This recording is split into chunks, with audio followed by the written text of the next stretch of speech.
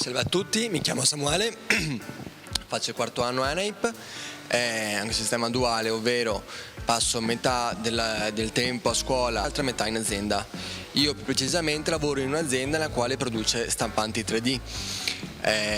Il mio ruolo nell'azienda è ricercare i migliori parametri, i migliori settaggi per stampare con questa nuova macchina che è in via di uscita.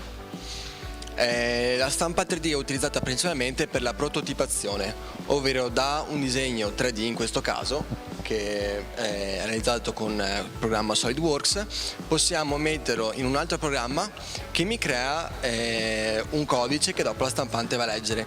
Io inserisco la schedina SD nel computer, inserisco il programma che si chiama G-Code nella schedina SD, che dopo trasferisco qui, dove la legge e dopo mi esegue il progetto che tu praticamente e mi estrude il materiale, cioè anziché toglierlo lo butta fuori. Qui abbiamo ad esempio un ingranaggio dei Lego, e qui abbiamo dei pezzi che andranno assemblati e sono pezzi che serviranno per un robot.